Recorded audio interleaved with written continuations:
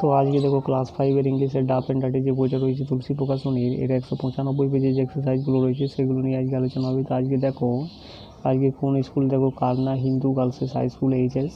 তো এটা second সামেড ইভ্যালুয়েশনের chapter. তো দেখো এ থেকে দেখো অ্যান্সার দ্য ফলোয়িং কোয়েশ্চেন, নিজের প্রশ্নগুলির উত্তর এখানে লিখতে বলা আছে। 1 নম্বর দেখো, for how many days did he first, অর্থাৎ নজরুল ইসলাম কতদিন কী করেছিলেন, অনশন করেছিলেন। তো এটা কী হবে দেখো, Nazrul Islam fasted for more than a month.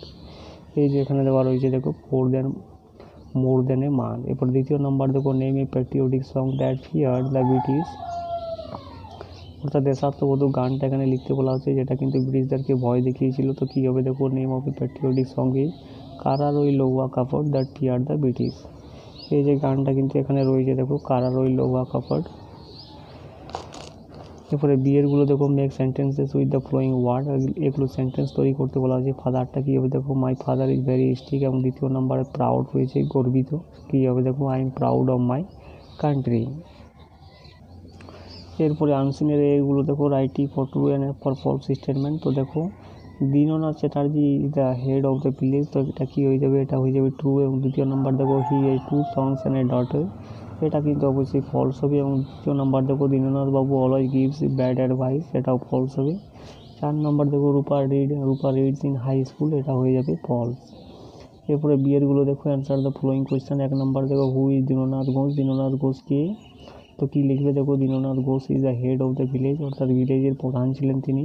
He is very good man and kind hearted person.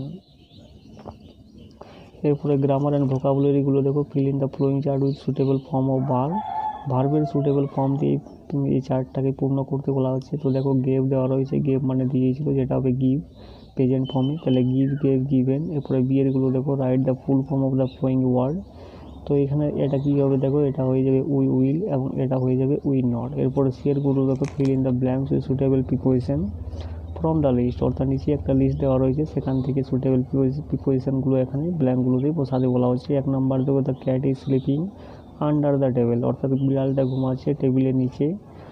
এবং দ্বিতীয় নাম্বার দেখো, my uncle lives in London, অর্থাৎ আমার আঙ্কেল বাস করে লন্ডনে। এরপরে দেখো ডিএরগুলো দেখো, fill in the blanks with appropriate articles.